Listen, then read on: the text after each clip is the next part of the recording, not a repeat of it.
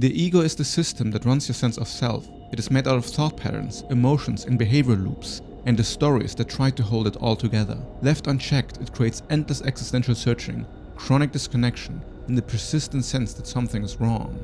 The goal of my videos is clarity, to see your identity and its contradictions for what they are, named precisely, to finally understand what it is that we're all running away from.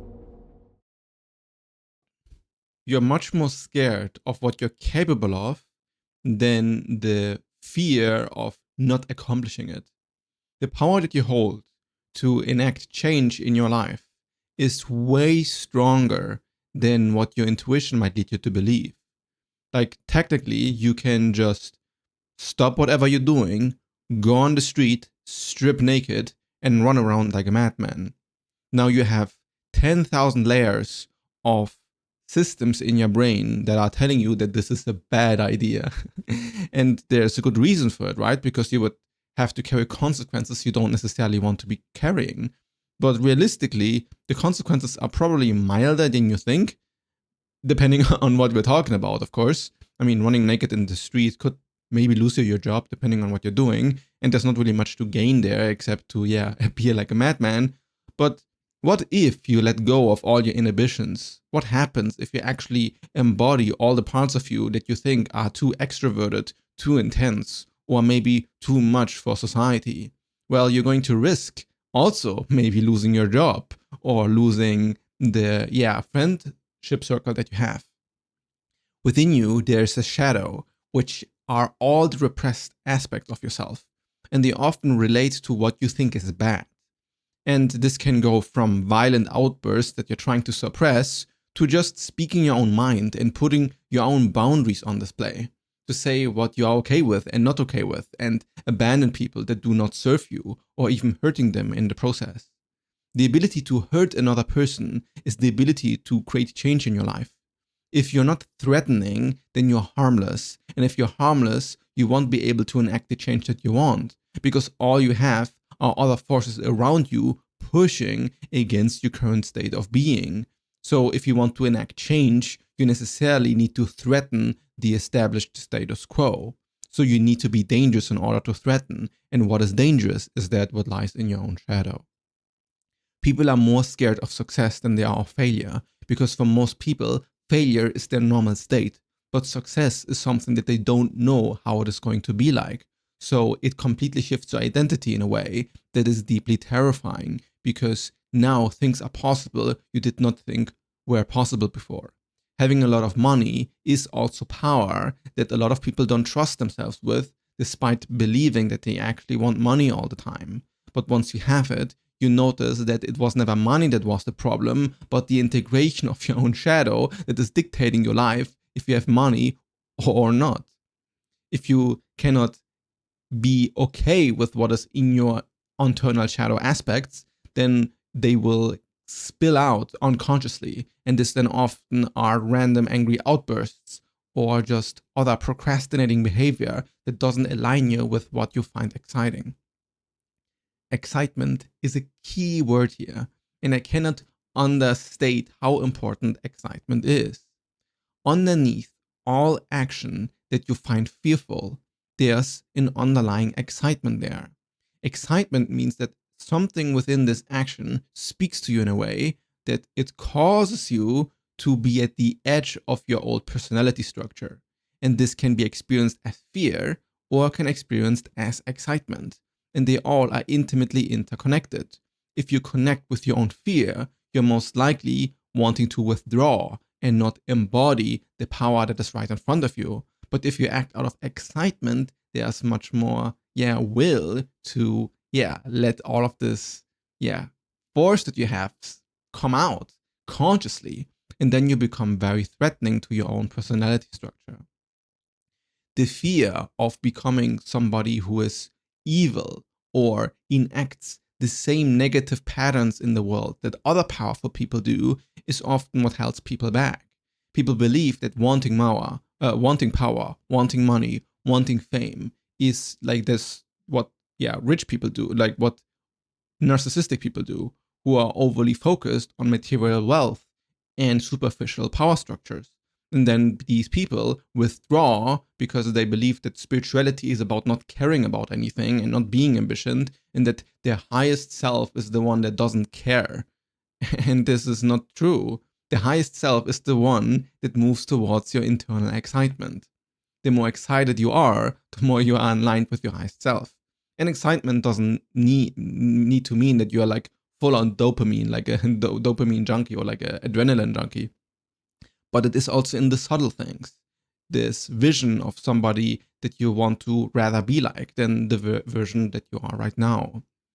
Beneath all fear, there's usually some sort of belief underlying that fear that makes that fear possible in the first place.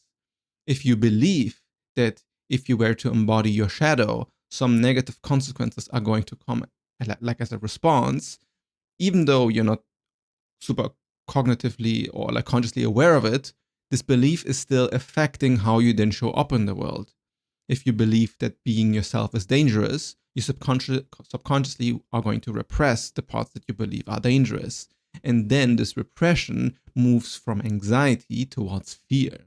Now you're fearing becoming who you are meant to be, or have the capacity to be.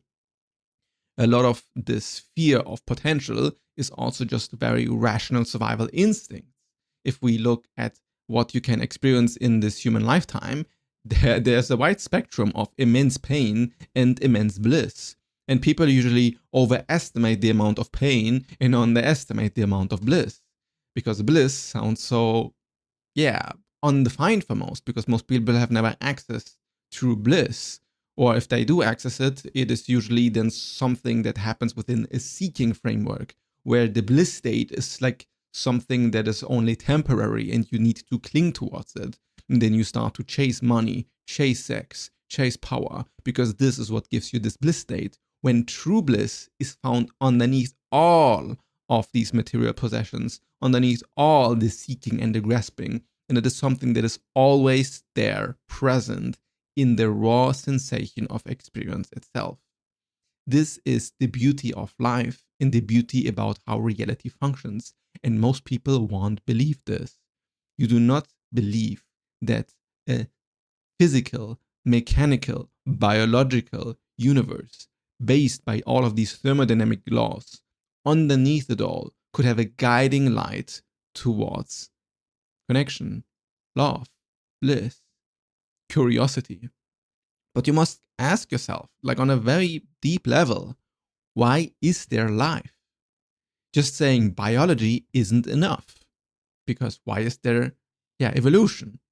And then you say, okay, it's just Big Bang, it's just this random chemical accident. Okay, if you want to say it like that, you clearly can. But this drive to have atoms or like physical objects move in time and space and organize each other, there's some order there that seems to be somewhat intelligent. Like, if it was just a random mess without any order or any intelligence, the world wouldn't function how it does. Like, the fact you can have such a complex human organism, the fact that I have a camera to which I'm speaking right now, which captures the light for you so you can see me from the past, giving you a direct transmission of what I see.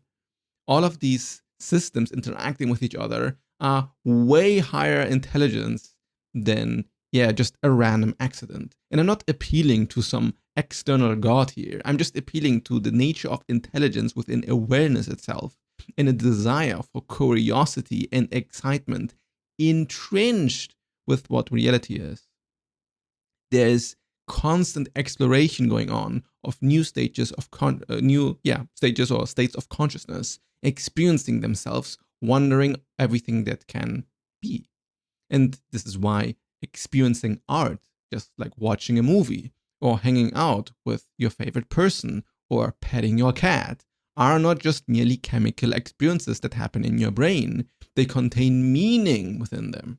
They feel like something that matters, as if reality is keeping some sort of record about the experience, because there's a curiosity, movement, and excitement happening.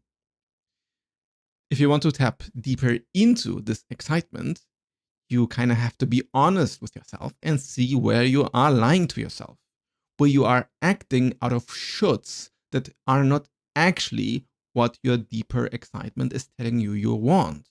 Whenever you should do something, you are not operating from freedom. You're not operating from your true self. You're being forced to live a life that something else has decided for you. And now you believe that you must somehow do whatever this thing is that keeps pushing you to do something. And just to be completely clear here, right? There's no bias here. So if you believe that you should meditate more, or you should work out more, or you should work more, these are all the same. They are not. There's not like a moral distinction between meditating more and living more healthy and spending your time outside partying. Like for most people, the partying is destructive and a way to run away from their own internal self-wholeness. But this is not like a universal moral truth. For some people, maybe they right now are in a phase of their life where they want to go out more and want to experience more relationships with people, or being a bit unhealthy and sacrificing your bodily health as a consequence. For most people, this is probably not the case and it's self-destructive, but it doesn't need to be. There's nobody there telling you what excitement for you in your life right now is correct or not, except yourself. This requires radical honesty and listening to your own wisdom, and it can be quite difficult, as sometimes, your body just lies to you, or better said, the body doesn't lie, the mind lies to you. To untether yourself from all of the bad belief systems that drag you down, and to get an accelerated state of being where you can tap into this easier and quicker, then check out my ego architecture audit, where I can help you one-on-one and untangle the belief structures that are blocking your deeper excitement with life. A lot of the embodiment of excitement is completely accepting all of the dark aspects within you as well. The shadow is also the repression of all the evil stuff that you are capable of. And a lot of the time, people believe that once they are embodying full excitement, they are allowing themselves to be fully happy and content, and therefore opening up the door to a ton of negative, let's say, energies. Because if you completely accept yourself fully, then you must also accept the parts of you that maybe other people would find quite annoying or damaging or rejecting. Then the question becomes, to which extent can you express yourself fully without being just a nuisance to society? Because just being yourself and doing whatever you want is not how a society can function. That's why laws and boundaries have the time and place and must be respected. Just don't get deluded in believing that other people's boundaries are the same as your own boundaries, and that you cannot walk away from another person. If something doesn't suit you, then you can always walk away. It is your choice which boundaries you even are interacting with. And if you don't like how other people are establishing the relationship with you, then the best thing is to just walk away. And this is so difficult for most people to do because they fear what will happen to them if they reject another person, if they have the boundary to establish what is okay and what is not okay. There often comes this idea that if you have to accept everything, that you're going to be a person without boundaries and that you just let the entire world walk all over you. But it is precisely the opposite. It is being able to draw a line in the sand and say exactly where you're standing and what you won't tolerate and will tolerate. And this is true for how other people interact with you and how you interact with yourself. There are certain things that you likely should not tolerate from yourself. And this doesn't mean implementing a should that is telling you what you need and not need to do, but is implementing clear seeing and honesty within your own self to know what it is you actually want to do and what you don't want to do. It is always fully your choice. And through conscious experience, you tap into this choice fully. Through integrating the negative feelings in your own body, you'll find that beneath the fear is excitement, and the excitement is pointing you to the real choice at play here. if you want to find a way to get way deeper into the stuff and not just have me talk about this in these YouTube videos, but get like a more holistic approach to it all, then check out my Substack where I'm writing more in depth about this stuff. And I'm also going to make a big announcement for a community that only people who subscribe to my Substack will have access to first. So yeah, check this out and peace out.